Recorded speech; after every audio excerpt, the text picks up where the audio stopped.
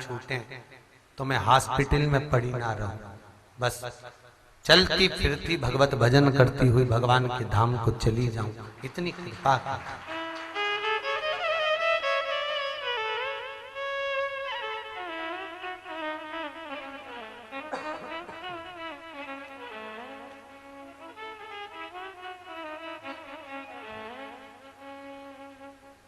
बस भगवान का भजन करते करते, नाम जाप करते करते, स्मरण करते करते मैं धाम को चली जाऊं, फिर कुछ मन में आश रहे ही नहीं।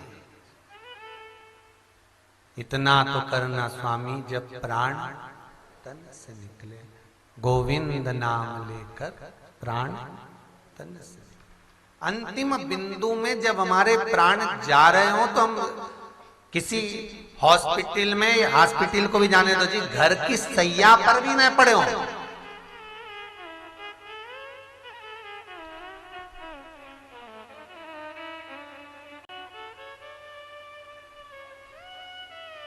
और हमारे प्राण छूट जाए। जैसे हम प्राणों को छोड़ने के लिए विचार कर रहे हैं, उसी तरह जीवन में एक बात हमने पहले भी कथा में कहा कि जब धन कम हो, संपदा कम हो, व्यापार नहीं चल रहा हो, बहुत कष्ट, बहुत तकलीफ की जिंदगी निकल रही है, 2 रुपए भी अगर खाने के लिए नहीं है तो एक बार प्रयास करना, घर में ही प्रदोष के दिन घी का दिया लगाकर या मंदिर में शंकर के घी का दिया लगाकर उसमें 2 बाती, कितनी बाती?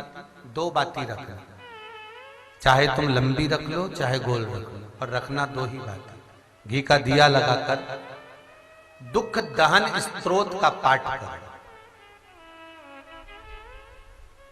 दारिद्र दुख दहन स्तोत्र का पाठ बाजार में किताब मिल जाएगी, नहीं मिले तो मोबाइल पर सर्च कर लेना, उसमें निकाल लेना, उसका पाठ करो। कम से कम 5 प्रदोष तो करो। और बाबा विश्वास रखना शिव महापुराण पर, अगर पहली प्रदोष पर ही आपने अगर घी का दिया लगाकर, आसन लगाकर शंकर के सम्मुख में प्रदोष के दिन, प्रदोष काल में शिव की पूजन कर कर दारिद्र दुख दहन स्तोत्र का पाठ चालू कर दिया तो विश्वास रखना कि 5 प्रदोष तक तो बाबा खुद करुणा कर देगा। आपको मुड़कर नहीं देखना पड़ेगा।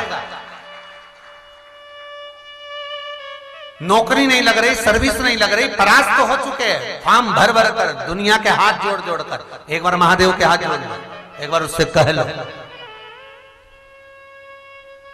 बेटों की जॉब ना लगे, कई माताएं आके कहती मेरे बेटे की सर्विस लग जाए गुरुजी, बस इतनी कृपा कर दो। तो हमने को उसको कहो पाठ करे, वो नहीं करे, मैं कर लूं तो नौकरी का सारी तनख्वाह तुझे देगा क्या? नहीं, अगर वो लिख दे अपनी माता को कि मेरी जितनी तनख्वाह मिलेगी स्टाम्प पर लिख कर दे, तो ये भी पक्का है कि ई पोथी के सामने हम भी विश्वास दिलाते कि उसकी नौकरी अभी लग जाएगी, 1 महीने के अंदर, देरी न लगे। पर वो लिख दे कि पूरी स्टाम्प पर लिख कर देना पड़ेगा कि लुगाई आ जाएगी तो वो के नहीं देगा। नहीं, छोरा छोरी पे बैठन नहीं खर्च नहीं करेंगे, मैया को दे माता, वो नहीं करेगा। मैं कर लूं तो कर ले, तू कर ले। पर सीधी सीधी बात है, भोजन अगर मुंह से चबाकर पेट में जाएगा तो उसकी ऊर्जा अलग होती है, और जब पड़े रहोगे और नली से नाक में से दिया जाएगा या गले में नली डालकर दिया जाएगा, वो पीस के मिक्सर में घोट के दिया जाएगा, उसकी ऊर्जा अलग रहती है। तो ऊर्जा कौन सी अच्छी रहती? वो लगे भाई जो चबाकर खाया गया, अर्थात सीधे डायरेक्ट। तो जिसकी नौकरी ना लगे वो डायरेक्ट करे ना। अब तुम माता पहले करे फिर उसको पुण्य मिले, लड्डू खाए पड़ोसन, जान जले धड़ोसन की, तो क्या मतलब?